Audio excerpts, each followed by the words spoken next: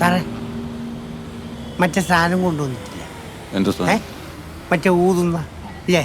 ഞാൻ വെള്ളം വന്നേ, എനിക്ക് ഊതാൻ മുട്ടിട്ട് വയ്യ സാറേ, അതാന്ന് മനസ്സിലായി. ഞാൻ ഊതിക്കുന്നേ.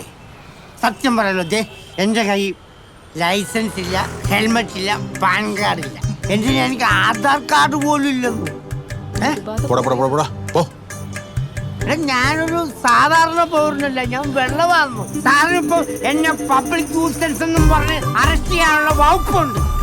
നിങ്ങൾ അതൊന്നും ചെയ്യാതെ, നിങ്ങളുടെ ഉത്തരവാദിത്തം പാലിക്കാതെ ഇവിടെ വെക്കേണ്ട കാര്യം എന്താ?